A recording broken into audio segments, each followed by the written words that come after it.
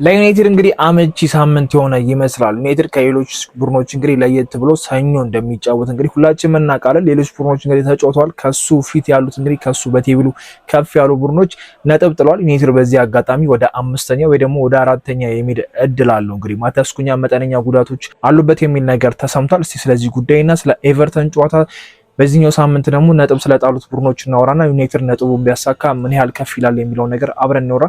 ለዚህ ቻናል ግን በቅድሚያ አዲስ ከሆኑ ሰብስክራይብ ማድረጉትን እንዳይረሱ። ወደ ቪዲዮ እንሂድ።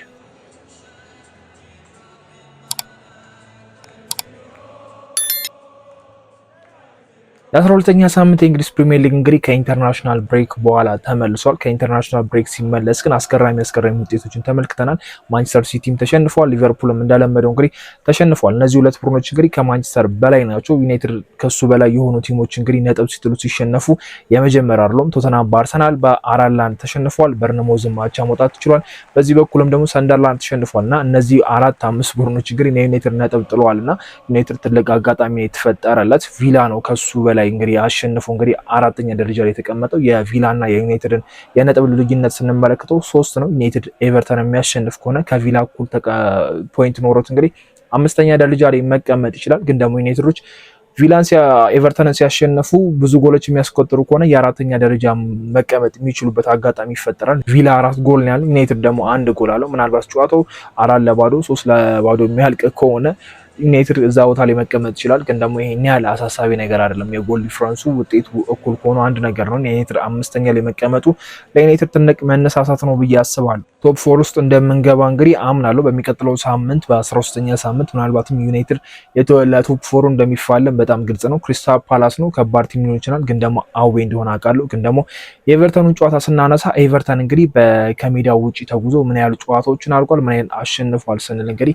ይሄን ያህል ከሜዳው ውጪ ያለው ሪከርድ ጥሩ የሚባል አይደለም። አንድ ጨዋታ ብቻ የወልቭስን ነው ማሸነፍ የቻለውና ከዛ በተጨማሪ ደግሞ አንድ አቻ ወጥቷል። ሌሎቹ ከአምስቱ ጨዋታ እንግዲህ 3 ተሸንፎ አንድ አቻ ወጥቶ እንግዲህ አንድ ነው ማሸነፍ የቻለውና ይህንን ስንመለከት ዩናይትድ ካለው የሜዳ ሪከርድ አንጻር እንግዲህ ዩናይትዶች ከአርሰናል ጨዋታ በኋላ ተከታታይ ጨዋታዎችን የኦልድ ትራፎርድ ጨዋታዎችን ማሸነፍ ችለዋል። የበርንሌን ጨዋታ ማንሳት እንችላለን። በቅርቡ ምን ያየነው ጨዋታ የብራይተን አለ፣ ቼልሲ አለ፣ ሰንደርላንድ አለና እነዚህ 4 ጨዋታዎች እንግዲህ ተከታታይ የኦልድ ትራፎርድ ድሎች ናቸው ነው። ኦልድ ትራፎርድ ላይ ያለን ሪከርድ ያለን አጫወት መንገድ ትንሽ ከፍ ይላል።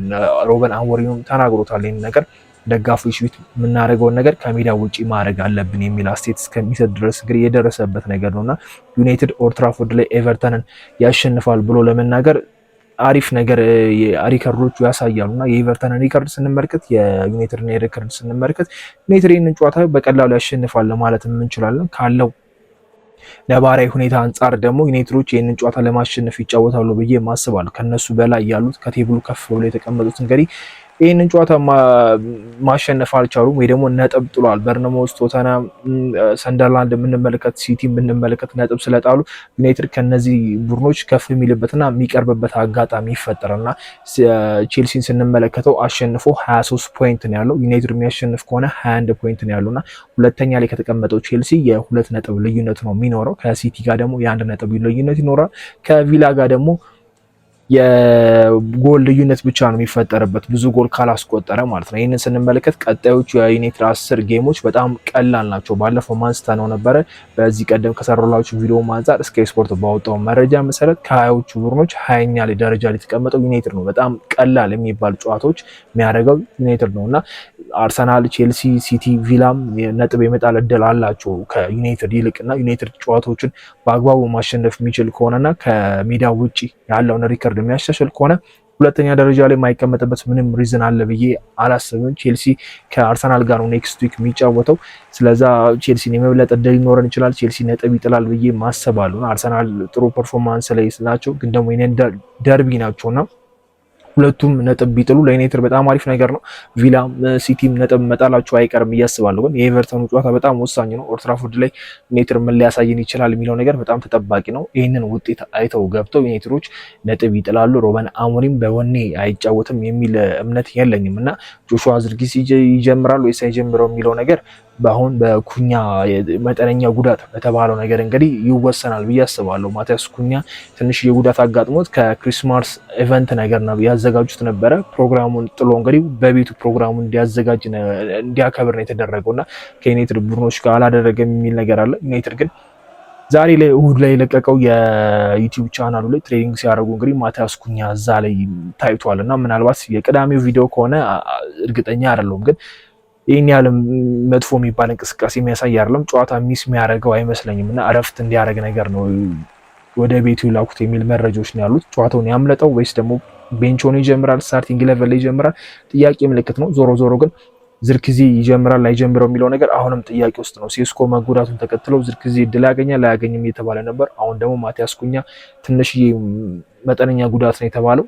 ምናልባት ከቤንች ሊያስጀምረው ይችላል ብዬ አስባለሁና የዝርክዚ እድል ማግኘት አለማግኘት አሁንም በአሞሪም ይወሰናል። ሮበን አሞሪም ለእኔ ምርጫ የሚሆነው እነ ማውንትና ኩኛን ብራያን ምቤሞን ቢጠቀሙ የተሻለ ነው። በፎልስ ናይን እንደዚህ ሲቀያየሩ አሪፍ ነገር እናያለን ብዬ አስባለሁ እና ያንን ፕሬስ የማድረግ ነገር ያንን ኳስ ተቆጣጥሮ አሪፍ እንቅስቃሴ ማድረግ እፈልገዋለሁ እና ልክ ከኖቲንግሃም ከቶተንሃም ጋር ነጥብ የጣልናቸው አንደኛ ሪዝን ብዬ ማሰላቸው ሎንግ ቦሎቹ ሁሉም ቲም ላይ እንደማይሰራ እንግዲህ ሮበን አሞሪም ይገነዘባሉ ብዬ አስባለሁ። ከዛ በፊት ከሰንደርላንዱ ጨዋታ ጀምሮ ተከታታይ 3 የፕሪሚየር ሊግ ጨዋታዎችን ስናሸንፍ እንግዲህ በሎንግ ቦል ነበርና ኳሱን ለተቃራኒ ቡድን ለቀው ነበር ሲያሸንፉ የነበሩት።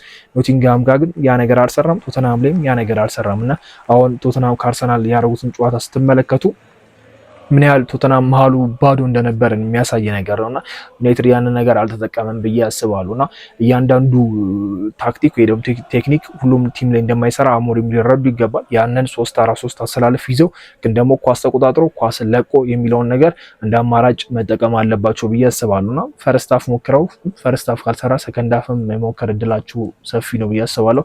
የኤቨርተኑ ጨዋታ በጣም አጓጊና ተጠባቂ አድርጎታል ብዬ አስባለሁ። መጨረሻ ላይ መጫወታችን ደግሞ የሁሉንም ውጤት አይተን መጫወታችን ከዚህ በፊት ብዙ እድሎች አብክነናል። የኖቲንግሃሙ የቶተንሃሙ እንደዚህ ውጤት እያየን መጠን ብዙ ያባከናቸው እድሎች አሉና ይሄንን እድል ዩናይትድ ያባክናል ብዬ ማላስብም። ምናልባት ለሮበን አሞሪም 6ኛ የፕሪሚየር ሊግ ጨዋታቸውን ሳይሸነፉ የሚጓዙበት ኦልድ ትራፎርድ ላይ ተከታታይ 5ኛ ድል የሚያስመዘግቡበትም ነው ብዬ ገምታለሁና ካላቸው ሁለቱም ሪከርዶች አንጻር ዩናይትድ ይህንን ጨዋታ በቀላሉ ያሸንፋል ብዬ አስባለሁና ምናልባት የነ ሌኒሮ የነ ማዝራዊ የሚፈተኑበት ጨዋታ ሊሆን ይችላል ብዬ ማስበው ነው። የነ ግሪሊሽ አሪፍ እንቅስቃሴ ያደርጋል ብዬ አስባለሁ። ከሲቲ ጋር ሆነው ዩናይትድን የሆነ አለመውደድ ሊፈጠርበት ስለሚችል ራሱን ለማሳየት ፐርፎርም ያደርጋል ኦልድ ትራፎርድ ላይ ብዬ የምጠብቃለሁና በዛ በኩል ትንሽ ከበድ ይላል። ማዝራዊ ላይ ሰለፍ ይችላል። አማድን ነው የምንጠብቀው። አማድና ምቤሞ ስለሆነ አማድ ምን ያህል ሊያስቆመው ይችላል ግሪሊሽን ከባድ እንቅስቃሴ ነው የሚሆነው። ጋክፖን የሊቨርፑል ጨዋታ ላይ የምናስታውሰው ነውና ምን ያህል ፈንጭቶብን እንደነበረ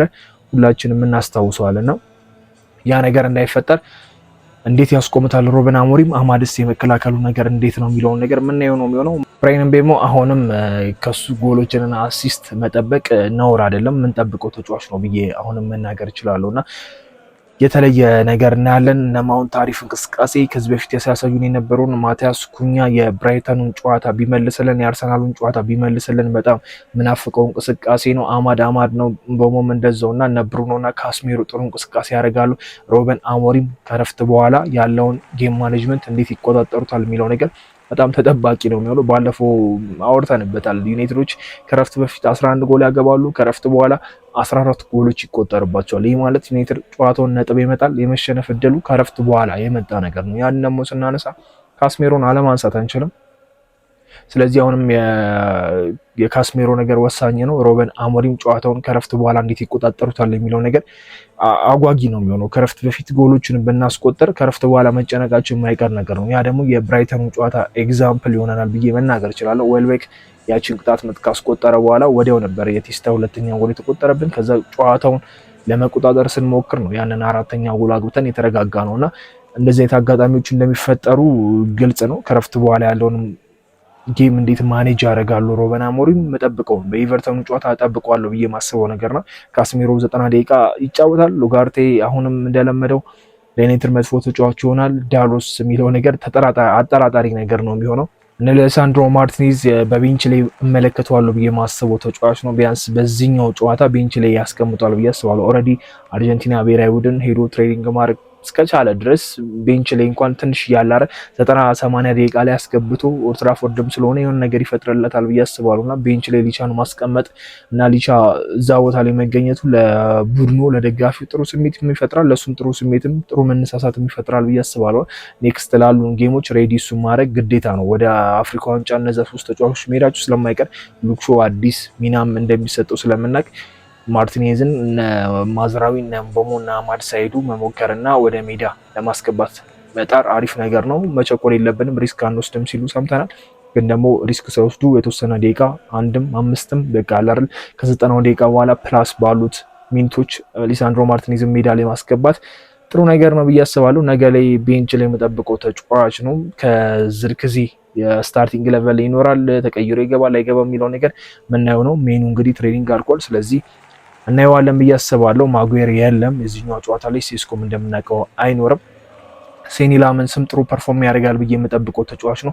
ሮበን አሞሪምም እንግዲህ በኢንተርቪዋቸው ላይ እንግዲህ አሞካሽተውታል። እሱ ከመጣ በኋላ ጥሩ እንቅስቃሴ ማድረግ ችለናል፣ ያለመሸነፍ ጉዞን እያደረገ ነው፣ ኮንፊደንስ የሰጠን ተጫዋች ነው ብሏልና በዚህ እድሜው ጥሩ እንቅስቃሴ እያደረገ ነው። ዩናይትድ ማሊያ ለብሶ ኦልድ ትራፎርድ ላይ እነዛ ፐርፎርም ማድረግ ዩናይትድ ደግሞ ቀላል አይደለም። በልጅነቱ ዲሃ እነዛ አድርጎት ነበረ። ምናልባት የዲሃን ፈለግ ተከትሎ እሱ ማድረግ ይችላል አይችልም ምናየው ነገር ነው የሚሆነው። እስካሁን ድረስ ግን ጥሩ የሚባል እንቅስቃሴዎችን እያደረገ ነው። ምንም እንኳን ጎሎች ቢቆጠሩበት ጥሩ የሚባል እንቅስቃሴ እያደረገ ያለ ተጫዋች ነው እና ጎሎቹ ከበረኛ ስህተት እንዳልሆነ እናውቃለን። ኮንፊደንስ ሰጥቶታል ብዬ አስባለሁ። ከኦናናም ካልታይም ያላገኘውን ነገር ዩናይትድ ከሴኒ ላመንስም እያገኘም ስለሆነ ዩናይትዶችም ምንም አይነት ሽንፈት እየገጠማቸውም ስላልሆነ ጥሩ ነገር እናገኛለን። ሴኒ ላመንስም በኤቨርተኑ ጨዋታ እንግዲህ ሁለተኛውን ክሊንሺት ይጠብቃል። ለዩናይትድም ለራሱንም ብዬ እጠብቃለሁ። አሪፍ ነገር እናያለን። ማቲያስ ዴሊት ሁሌም ማቲያስ ዴሊት ነው። ጥሩ ፐርፎርማንስ እጠብቃለሁ። ሉክሾ እነ ዶርጉና ዳሎ ከሁለት አንዱ ማን እንደሚገባ እርግጠኛ አይደለንም። አሪፍ ፐርፎርማንስ አድርገው እስቲ ዩናይትድ ያስመስሉት። ቢያንስ እነ ማዝራዊ ሲሄዱ እንኳን የሆነ ተስፋ ይስጡን። አይ ዶርጉም አሪፍ ነው ዳሎም አሪፍ ነው የምንልበት ሲቹዌሽን ውስጥ ይከቱናል ብዬ እጠብቃለሁ። የኤቨርተኑን ጨዋታ እስኪ አይተን የምናወራ ይሆናል። ጨዋታው ስለስንት ያልቃል የሚል ግምታችሁን እንግዲህ ኮመንት ላይ ማስቀመጥ ትችላላችሁ። ቻናል እስካሁን ድረስ አዲስ ሆነው ሰብስክራይብ ሳያደርጉ ካዩ ሰብስክራይብ ማድረጉት እንዳይረሱ። ከጨዋታው በኋላ ጨዋታው ላይ ምን ተፈጠረ፣ ዩናይትድ አሸነፈ ተሸነፈ አቻ ወጣ የሚለውን ነገር እስቲ ጥሩ ጎኖች መጥፎ ጎኖችም ካሉ የምናነሳው ነው የሚሆነው። በሚቀጥለው ቪዲዮ እስከምንገናኝ ይመቻችሁ። ቻው።